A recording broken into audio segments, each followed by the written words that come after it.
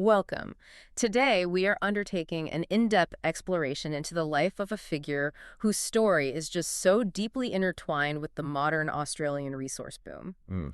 and at the same time, with one of the nation's most notorious family dramas.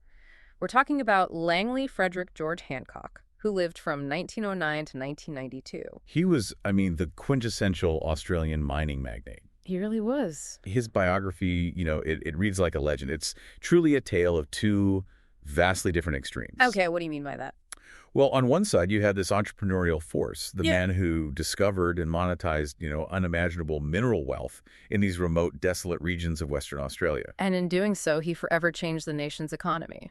Absolutely. But then on the other side, his later years were just completely defined by a private life that spiraled into a highly public, very bitter, and decade-long legal and personal conflict. Okay, let's break this extraordinary life down. We're going to focus on the two main pillars of his fame. Mm. First, there's that incredible, almost mythical business achievement, discovering what is consistently cited as the world's largest iron ore deposit in 1952. And that one act, that single discovery, instantly made him one of Australia's wealthiest individuals.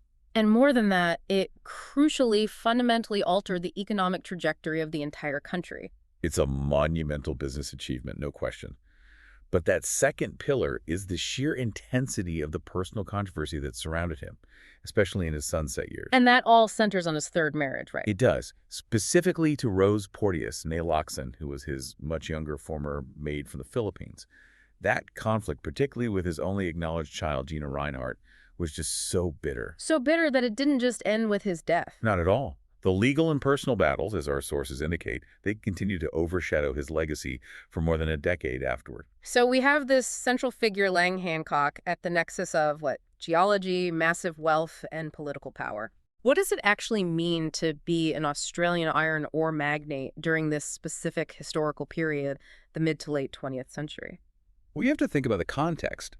When Hancock was coming of age, Australia's vast inland mineral resources were generally people knew there was stuff out there. But they were inaccessible. Exactly. Politically and economically inaccessible.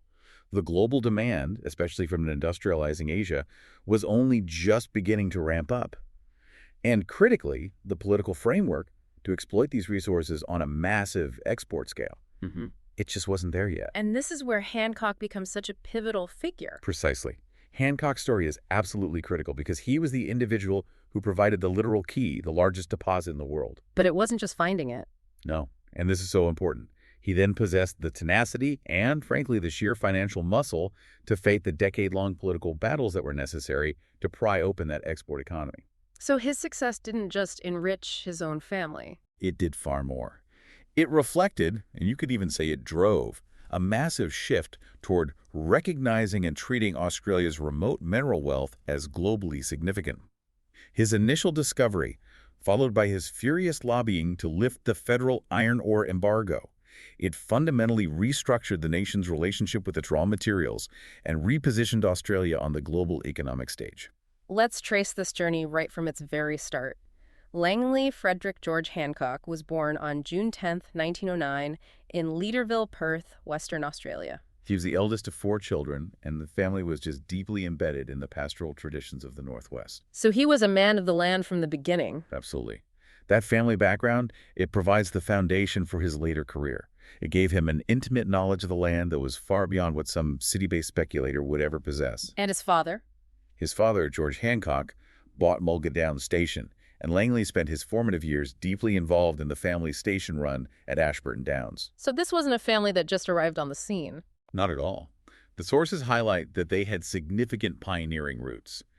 For instance, his notable family links included his great-aunt Emma Withnell, who was considered a pioneer of the Gascoyne region. And there was a military connection too, I believe. Yes, his cousin, Sir Valston Hancock, was a high-ranking officer in the Royal Australian Air Force. So this was a family that was used to regional influence, used to making their own way in a very harsh environment. His education followed a path that was, I suppose, typical for a child of a pioneering family who could afford it. It began at home. Right, and then he eventually boarded at the St. Aloysius Convent of Mercy in Toodyay at the age of 8, and later attended the prestigious Hale School in Perth from 1924 to 1927. Where he was quite sporty, played cricket and football. A standard, privileged upbringing in that sense. But the real turning point, the one that sets him on his unique path, is what he did immediately after secondary school. He didn't go to university. No. He went straight back to Mulgatown Station to help his father manage the property. And this wasn't just a nostalgic return. This is where he developed the practical, deep-seated expertise and familiarity with the harsh Northwest terrain.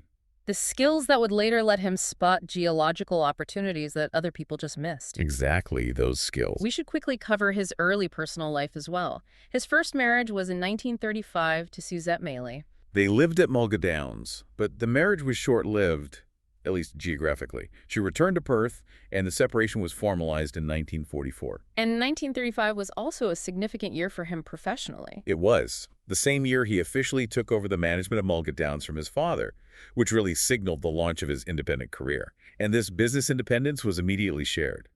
He partnered with his old schoolmate, E.A. Peter Wright, in running the property. And that partnership with Peter Wright, it became legendary, didn't it? It absolutely did. The sources used this partnership to exemplify a very old-school, trust-based business ethos. The famous handshake deal. That's the one. They proudly noted that no deals between the two men were ever sealed with anything stronger than a handshake. This kind of relationship, founded on absolute mutual trust rather than, mountains of legal contracts, would underpin the immense fortune they later generated together. It speaks volumes about the business culture of the remote Northwest at that time. Then came the Second World War, and he had a period of military service. Yes, he served as a sergeant in a militia unit, the 11th Northwest Battalion Volunteer Defense Corps. And following the war, his personal life became more stable. It did. He married his second wife, Hope Margaret Nicholas, on August 4th, 1947. And this was the long, stable chapter of his life. How long were they married? They remained married for 35 years, right up until her death in 1983 at the age of 66. Hope was, of course, the mother of his only acknowledged child, Gina Reinhardt, and this marriage really provided the anchor for his decades of business success. Before we move on from his early life, the source material does mention a complex detail that came to light much, much later. Yes, and it's worth noting, just for completeness, in 2012, a woman named Hilda Kickett claimed to be Lang Hancock's illegitimate daughter. What was the specific allegation? The allegation was that he'd had an affair with an Aboriginal cook at Mulgadowns, which resulted in her conception. Now, the sources are very careful to state that these claims have not been corroborated. But the existence of the claim itself is significant. It is. It adds a layer of complexity and historical context to his relationships in the remote pastoral environment of the time, even if it remains unsubstantiated in the public record we are drawing from. So long before the iron ore discovery that would cement his financial status, Hancock was already involved in mining. It seems he had a natural inclination for it. It seems so. The sources suggest this was sparked by his uncle, John Hancock Jr., who was a keen prospector himself. And this early curiosity led to his first major commercial resource involvement, one with a profoundly dark legacy. There's a story, perhaps it's family lore, that Hancock allegedly discovered asbestos at Whitnum Gorge when he was only 10 years old. At 10. That's the story. Regardless of the exact age he found it, he certainly seized the opportunity. He staked a claim there in 1934 and officially began mining blue asbestos, known as crucidolite, in 1938 under the company Australian Blue Asbestos. This is nearly 15 years before the Pilbara discovery. It's fascinating that he jumped into a resource that, at the time, was seen as valuable and modern. But which we now know was a catastrophe. The contrast is stark. Crucidolite, the blue asbestos found at Whitnum, is chemically different and often considered more dangerous than white asbestos. Why is that? Its fibers are thinner, straighter, and can penetrate lung tissue more deeply. It was a globally sought-after high-grade material at the time. And the operation quickly attracted the attention of a much bigger company. Yes, CSR Limited, the massive colonial sugar refining company, which was diversifying its interests. So how did that partnership evolve? CSR purchased the majority of the claim in 1943. Hancock initially retained a significant 49% share, but he quickly grew dissatisfied. Because CSR held the 51% majority? And they acted like it. Hancock reportedly complained bitterly that they viewed their majority stake as a license to ignore his local knowledge and his management input. This frustration, likely compounded by their operational styles clashing, led him to sell the remainder of his stake in 1948. So he completely exited the asbestos business well before the full scale of the health tragedy became clear. He did, but the legacy of Whitnum Gorge became immense and heartbreaking due to hundreds of cases of asbestos-related diseases. And this is where the historical scrutiny falls heavily on Hancock's early knowledge. It became a catastrophic industrial tragedy. On an almost unimaginable scale, the mine, operating primarily after Hancock's exit, became a contamination disaster. The crucial point noted in the source material, which links back directly to Hancock, is that discovered company papers showed he was, to some degree, aware of the dangers of asbestos prior to selling his stake in 1948. What specifically does the source material suggest about his awareness? Was it a general knowledge, or did it relate to the operational risks? The implication of the discovered documents is that the risks were known to the owners, likely concerning things like dust mitigation or poor ventilation in the working conditions, the specific factors that lead to respiratory disease. So even at that time, there was growing information about these dangers. Growing, though not universally accepted, information about the dangers of dust inhalation in mining environments. But despite this implication of knowledge, the source is clear. Hancock never accepted any liability for the subsequent illnesses or deaths, nor have his companies since his death. And what's the legal consequence of that position? Well, it's a key legal detail. The source notes that as of 2017, which is a very recent benchmark considering the timeline, neither the Australian federal government nor the Western Australian state government had successfully pursued his companies, or by extension, his estate for damages related to the Whitnum catastrophe. So he remained legally insulated. Completely. It highlights a complex legal landscape where responsibility was dispersed, or perhaps just too difficult to prove in the context of the operational timeline and the eventual ownership by CSR. It's a powerful example of resource wealth creation being entangled with profound societal cost. The Whitnum chapter fades as we move to the monumental event that defines his name, the claimed discovery of the world's largest iron ore deposit in the Pilbara region on November 16, 1952. This is where the legend is forged. This story is fantastic, and it was often recounted by Hancock himself. It became a central pillar of his personal myth-making. The famous flight. Yes, he claimed he was flying low through the gorges of the Turner River because foul weather and low clouds forced him down while he and Hope were traveling from Nunyerry to Perth. And the detail he provided is so vivid, describing the gorge walls looking like solid iron and being rusty looking. He said he immediately recognized the oxidized iron. The weather element made him sound like a true, rugged pioneer guided by instinct. Exactly. It makes for a perfect narrative. But, as we've noted, this narrative is subject to intense historical dispute. From the biographer Neil Phillipson. Right. In his biography, Man of Iron, he challenged this famous anecdote. Phillipson's research, citing the Australian Bureau of Meteorology, argued that there was no rain in the Turner River area on November 16, 1952. Or any day that entire month. Or any day that entire month, which suggests the legendary story of being forced low by a storm might have been an embellishment, perhaps manufactured years later, to underscore the sheer ruggedness and independence of the discovery. So the reality is less about an accidental landing and more about pure, astute geological observation. That seems to be the case. Regardless of the weather, the scale of what he found was indisputable. He returned many times, tracing the ore body for 112 kilometers, or 70 miles, with his prospector partner, Ken McCamey. And this leads to a fascinating historical footnote. Hancock was the man who found the specific, commercially viable deposit. But geologist Harry Page Woodward had previously asserted the region's vast potential decades before. Woodward's 1890 annual General Report of the Government Geologist stated clearly that the region was essentially an iron ore country, with enough iron ore to supply the whole world. So the potential was known for over 60 years. Hancock's contribution was the actionable discovery and, crucially, the political will to exploit it. Why was Woodward's assessment, which was so accurate, ignored for so long? Well, two primary reasons. Firstly, in the decades leading up to the 1950s, development was simply uneconomic due to negligible overseas demand. Right. Australian iron ore was mostly for domestic use. Exactly.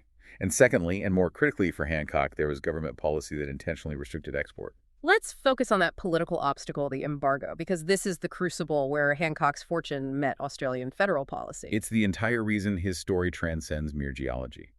Development of deposits like Yampi Sound began after 1920, but the Commonwealth government, motivated by concerns about resource conservation, curtailed exports to Japan in 1938. Setting a precedent for federal control. It did. Then, in 1952, the very year of his discovery, the Western Australian government signed a binding agreement with BHP. This agreement reserved all known or unknown iron ore to the Crown for 9 years. Why? What was the goal? The goal was to encourage the establishment of a steel mill and smelter in Quina. The national priority was domestic steel production, not export revenue. So Hancock finds the world's largest deposit, but the government had literally just locked up the resource to prioritize domestic industry. What was his reaction? Fury, to put it mildly. The resource was legally locked away, effectively sterilizing his discovery for a decade. And this is where he shifts from being a prospector to becoming a powerful, relentless lobbyist. Lobbying for how long? He lobbied, as the sources put it, furiously for a decade to get that federal embargo lifted. This political struggle, not the flight, is the true test of his determination. And eventually he succeeded. He did. Limited approval for export from non-BHP deposits was finally granted in 1960. And within a year, in 1961, Hancock revealed his discovery and staked his claims. That decade of lobbying and strategic waiting certainly paid off. How did he then move from staking the claim to achieving massive commercialization? He needed colossal capital, something far beyond the capacity of his handshake partnership with Peter Wright. So in the mid-1960s, he revisited that partnership, and they collaborated with the global mining giant, the Rio Tinto Group. Which gave them access to the infrastructure, the capital, the global export chains. Everything they needed.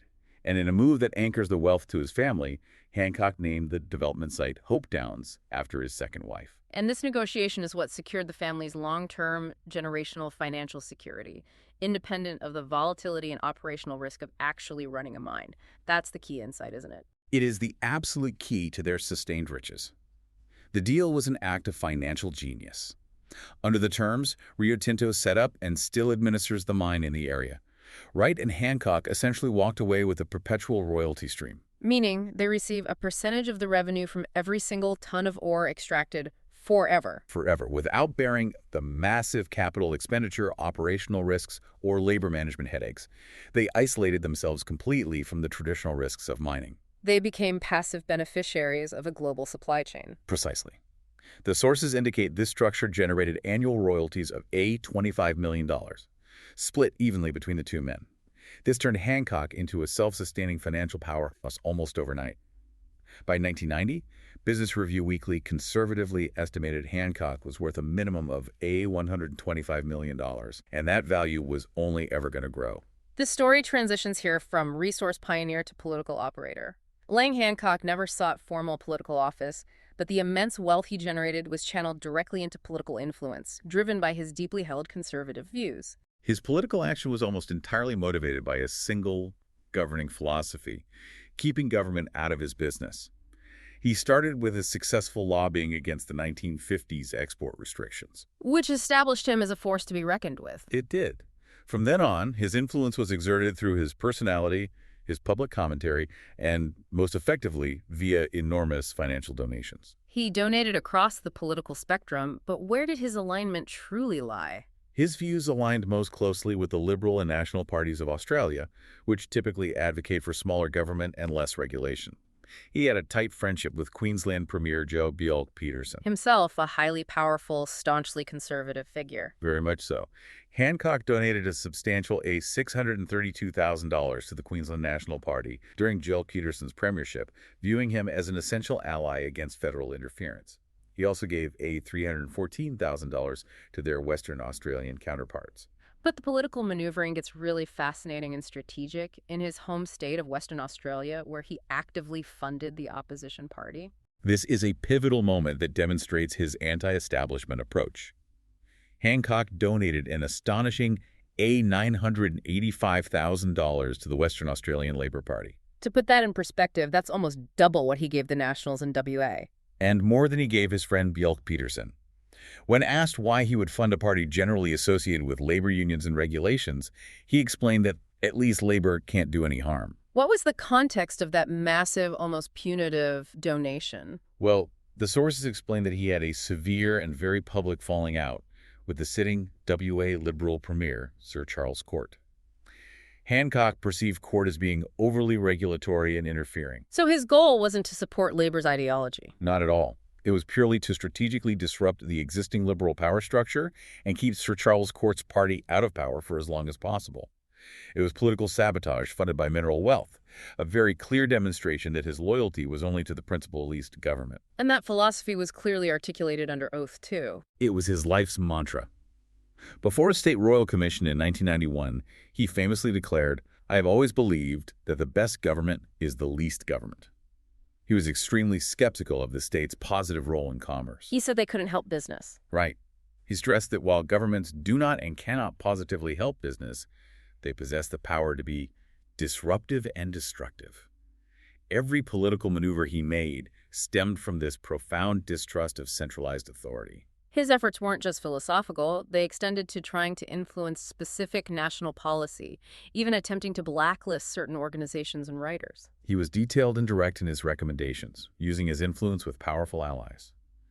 In 1977, he sent a telex, which itself suggests urgency and directness, to the then Treasurer of Australia, Sir Philip Lynch. And what was his advice? His advice was to stop money coming in to finance subversive activities, such as Friends of the Earth, which is a well-heeled foreign operation. He viewed environmentalism as a direct threat to resource extraction. And he also recommended censorship. He did. He suggested to Bill Peterson that the federal government should attempt to censor works by notable critics of capitalism, like Ralph Nader and the economist John Kenneth Galbraith, fearing that their ideas might wreck Fraser's government. He saw certain economic ideas as literal threats that required state suppression. To further his own interests, he even tried to take control of the narrative by launching his own media venture. In 1969, he and Peter Wright started publishing The Sunday Independent, a weekly newspaper in Perth. Their primary, stated objective was to further their mining interests and political advocacy. How did that go? The paper faced strong competition and is widely thought never to have turned a profit. Hancock largely relinquished his interest in the early 70s, realizing media was a difficult political tool. And finally, his political passion culminated in bankrolling a secessionist movement for Western Australia. This was the ultimate expression of his least government philosophy. He was a staunch advocate for Western Australia, separating from the Commonwealth. There was a real sentiment in WA that they were getting a raw deal. A very real sentiment that they contributed disproportionately to the federal budget through resource wealth without receiving reciprocal benefits or respect. Hancock bankrolled an unsuccessful secessionist party in the 1970s. And he published a book on it. In 1979, he published Wake Up Australia, making the case for secession. The significance of this advocacy was underscored by the book's launch, which was presided over by his daughter, Gina Reinhardt, and Premier Jill Peterson, signaling the alignment of his family and political allies in this extreme stance. As we continue to explore the public record of Lang Hancock's political life, we must now address the material in the sources concerning his most outspoken and deeply controversial views. Particularly those regarding land rights and Indigenous Australians. Yes, and we approach this material with strict impartiality, reporting only what the sources detail. This material really highlights the intense, unyielding conflict between his philosophy of resource extraction and the growing movement for Indigenous land ownership and recognition in Australia. That tension is absolutely central to understanding his political posture. Hancock is quoted in the source material as arguing that nothing should be sacred from mining, whether it's your ground, my ground, the blackfellow's ground, or anybody else's. And he provided an economic rationale for this position. A utilitarian one. He stated that mining in Australia occupies less than 1/5 of 1% of the total surface of our continent, and yet it supports 14 million people.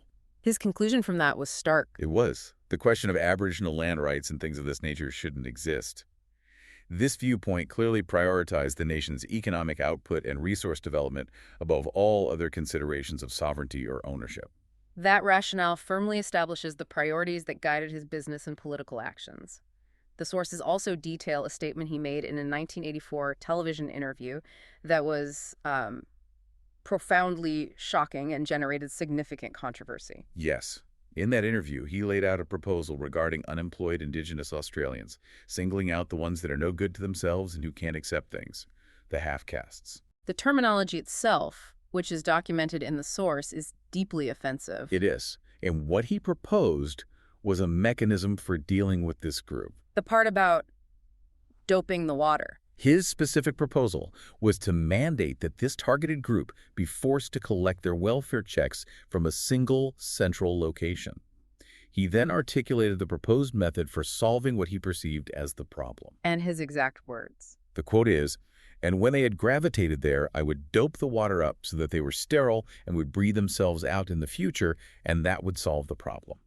These statements are direct quotes documented in the source material and illustrate the extreme nature of some of his public policy suggestions late in his life. Does the source material indicate any immediate political blowback or public condemnation he faced after airing such profoundly chilling views on national television? The sources focus more on the existence of the quote as evidence of his views rather than the immediate public aftermath. However, simply by existing in the public record, these statements illustrate the absolute lack of concern he had for political correctness or social acceptability, driven by his conviction that certain measures were necessary to protect his vision of a resource-driven Australia. We now turn to the dramatic closing chapter of Lang Hancock's life, which began after the death of his second wife, Hope, in 1983. In the vacuum created by Hope's death, the woman who would soon dominate Australian tabloids arrived, Rose Laxon. Rose Laxon arrived from the Philippines on a 3-month working visa in 1983. And the extraordinary detail here is that her employment as a maid for the newly widowed Lang Hancock was actually arranged by his daughter, Gina Reinhardt. A detail that is just so intensely ironic, given the bitter, destructive conflict that would soon erupt between the maid and the heiress. It's hard to overstate the irony. Hancock and Laxon became romantically involved, leading to their marriage on July 6, 1985 in Sydney. It was the third marriage for both of them. And the age disparity was enormous. Huge. It added instant fuel to the controversy. Rose Porteous was 39 years younger than Lang Hancock, who was then in his mid-70s. This vast age gap, combined with his immense wealth, immediately triggered intense public and media speculation. She was relentlessly accused of being a gold digger. Relentlessly, and accusations of infidelity were constant. She did attempt to address those public claims directly, though. What did she say? She met the sensationalism with a dry, defiant public statement. She was quoted as stating, "I have been accused of sleeping with every man in Australia. I would have been a very busy woman." And Gina Reinhardt, who was set to inherit the entire estate, did not attend the wedding. No, she did not, which symbolized the fracture that was now permanent within the family. Despite the controversies, the sources do suggest that Rose initially provided a boost of energy and youthfulness to the aging magnate. That's certainly the initial narrative. The sources note that Rose helped Hancock feel younger. She updated his wardrobe, began dyeing his hair to conceal the gray, and encouraged him to discard his cane. And he was infatuated. It seems so.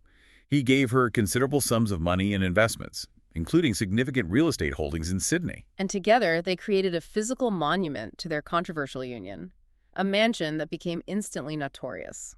Prix d'amour, which, when you translate it from French, means price of love. And it was extravagant. Immensely. Yeah. A sprawling 16-block mansion overlooking the Swan River, famously modeled after Tara, the idealized southern plantation from Gone with the Wind. They used it to host lavish parties, and the couple would dance into the night. It stood as a symbol of over-the-top new money extravagance and girth. It's incredible. A man who prided himself on rugged, anti-government independence models his house after an idealized southern plantation. It's a profound irony. The man who advocated for living simply was funding a structure that required enormous upkeep and scale. However, the initial glamour faded. The relationship broke down. Severely. Reinhardt would later claim that as the relationship wore on, Porteous paid little attention to his worsening health. Instead, Reinhardt alleged publicly that Rose screeched at him for money. Despite the acrimony, they remained married until his death.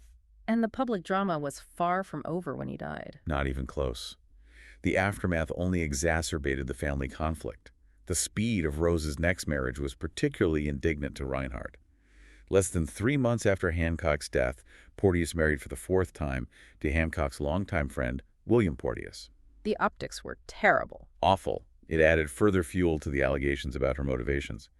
As for the mansion, the symbol of their short marriage, Prix d'Amour, was bulldozed in March 2006. There's a great anecdote about Hancock's own view of the mansion. Yes, a friend recalled Hancock himself being somewhat bemused by the sheer scale of the place, noting that he would have been happy sleeping in a transportable. Rose, for her part, was pragmatic, noting she always wanted to live there, but quickly added that she did not want to clean it. Lang Hancock died in March 1992 at 82 while residing in the guest house of the Prix de Mort complex.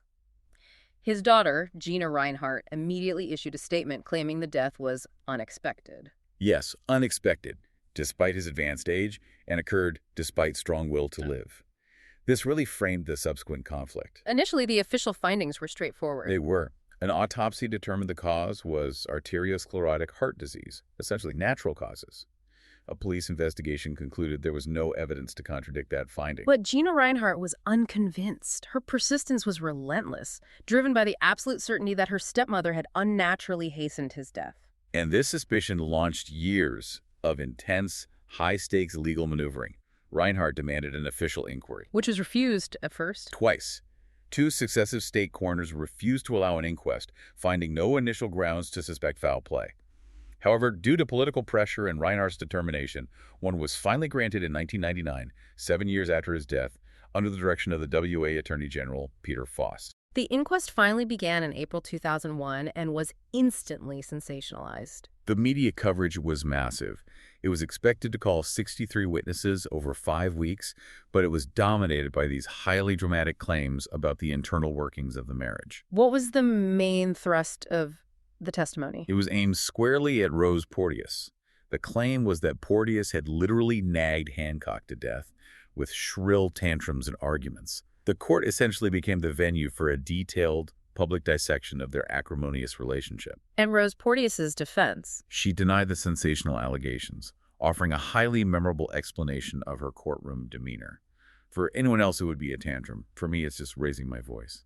There was one specific critical detail revealed about the very final days of his life that provided an undeniable insight into the conflict. That detail speaks volumes. The sources reveal that in the last few days of Hancock's life, Rose Porteous was aggressively pressuring him to change his will. And his response was extreme. It was. He had taken out a restraining order against her. That action, taken by an 82-year-old man against his wife just before his death, shows the utter deterioration of their relationship. The inquest itself became so highly charged that it had to be temporarily halted. Yes, it was put on hold after severe allegations surfaced that Reinhardt had potentially paid witnesses to appear and that some witnesses might have lied or embellished their testimony. This added a layer of profound cynicism to the proceedings. It eventually resumed. It did, 3 months later, with a smaller witness list, and finally reached its conclusion. So after years of campaigning, 2 refused inquests, a public inquiry dominated by sensational claims and allegations of witness tampering, what was the ultimate legal finding? The inquest concluded definitively that Lang Hancock died of natural causes. The finding was that he died of his pre-existing arteriosclerotic heart disease and not as a result of Porteous's behavior, despite the severe strain she may have placed on him. So the nagging, however severe, was not legally the cause of death. That was the finding. But even with that resolution, the drama continued in the courts over the immense legal costs. Correct. Rose and William Porteous, having weathered the inquiry, commenced legal action against Reinhardt to recover their substantial legal bill, estimated at $2.7 million. That dispute dragged on for another 2 years. Until it was settled. It was eventually settled out of court in 2003, finally bringing an end to the more than decade-long legal and personal conflict that had started the moment the maid married the magnate. It is essential that the extreme controversies of his later years and the decade of bitter legal battles do not completely overshadow the enduring business legacy he created, which continues to grow through his daughter. Lang Hancock's vision, his tenacity, and specifically the gigantic resource deposit he secured are the foundation of what has become one of the world's most powerful, privately held mining operations. And Gina Reinhardt continues to chair Hancock Prospecting, aggressively expanding mining projects across Western Australia and other states. The financial scale of this continued operation is staggering. The estimated revenue for Hancock Prospecting was about $870 million back in 2011 alone, and this has only ballooned since. Gina Reinhardt's phenomenal financial position in global wealth rankings is a direct reflection of that iron ore legacy. Indeed, Reinhardt is consistently ranked as Australia's richest person. For a time, especially around 2012 when commodity prices peaked, she was even listed as the world's richest woman, with a net worth estimated at an incredible $29.17 billion. And while that has fluctuated, it has, commodity prices change. By 2019, her wealth had eased to around US $14.8 billion, according to Forbes. But she remains an immensely powerful global financial figure. The entire fortune is fundamentally built on the perpetual royalty stream from the iron ore that her father fought so furiously to discover and monetize. And his contribution, linking back to the land he knew so intimately, is memorialized not just in financial balance sheets, but in the physical landscape itself. It's a fitting, lasting physical tribute. The Hancock Range, situated about 65 kilometers northwest of Newman in the Pilbara, commemorates the family's contribution to the establishment of both the pastoral and the mining industry in that crucial region of Western Australia. Looking back across the scope of Lang Hancock's life, we see an incredible trajectory. From a remote pastoralist and early asbestos prospector to the man who discovered and unlocked the world's largest iron ore deposit, which generated unfathomable wealth. Hmm. He weaponized that wealth, pursuing aggressive political influence and challenging the federal government, all while his personal life devolved into an intense public drama that was only resolved by a state inquest. His story provides a potent, complex case study in the multifaceted impact of resource wealth, the source of which was literally a geological accident exploited through massive political will. It really forces you to consider some fundamental questions. It does. Consider how the immense discovery of a single natural resource iron ore could simultaneously fuel one family's colossal fortune, drive national political interference through substantial strategic lobbying and donations, and yet become deeply intertwined with decades of bitter, personal, and legal conflict that played out on a global public stage. What are the true costs of such singular monumental wealth generation, and what level of personal drama and public controversy is inevitably required to follow in its wake? A compelling question to consider as you reflect on this extraordinary life. Thank you for joining us for this extensive exploration into the life of Lang Hancock. Thanks for listening.